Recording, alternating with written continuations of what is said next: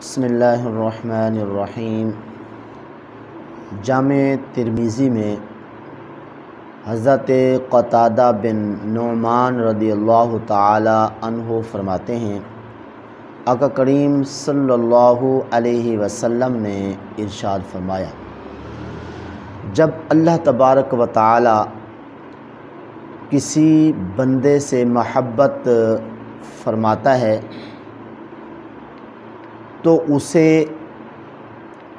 دنیا سے ایسے پرہیز کراتا ہے جیسا کہ تم میں سے کوئی استسقاء کے بیمار کو پانی سے پرہیز کراتا ہے۔ اسی طرح شعب الایمان میں حضرت محمود بن لبید رضی اللہ تعالی عنہ فرماتے ہیں، آقا کریم صلی اللہ علیہ وسلم نے ارشاد فرمایا، جب اللہ تبارک و تعالی اپنے بندے سے محبت فرماتا ہے تو وہ اپنے بندے کو دنیا سے ایسے پرہیز کراتا ہے جیسا کہ تم اپنے بیمار کو نقصان دہ کھانے اور پینے کی چیزوں سے پرہیز کراتے ہو۔ مطلب یہ ہے ان دونوں حدیثوں کا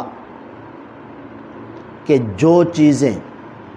اللہ تبارک و تعالی سے بندے کو غافل کرنے والی ہیں اور اللہ تبارک و تعالی سے جو چیزیں بندے کو دور کرنے والی ہیں، تو ان چیزوں سے اللہ تبارک و تعالی اپنے بندے کو پرہیز کراتا ہے۔ کب؟ جب اس بندے سے اللہ تعالی محبت کرنا چاہے۔ تو لہٰذا جو حضرات اللہ تعالی سے غافل کرنے والی چیزوں سے بچتے رہتے ہیں، اللہ تعالی سے دور کرنے والی چیزوں سے بچتے رہتے ہیں، تو وہ سمجھ لیں کہ اللہ تعالیٰ کا خاص ان پہ کرم ہے، اللہ تعالیٰ کی ان سے محبت ہے کہ وہ اللہ تعالیٰ سے غافل کرنے والی چیزوں سے بچتے رہتے ہیں۔ تو اس لیے اگر ہم میں سے بھی کوئی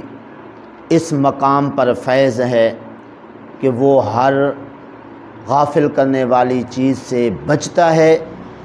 تو وہ اس بات کا بھی شکریہ ادا کرے رب تعالیٰ کا کہ اس کا اس کے اوپر اتنا خاص کرم ہے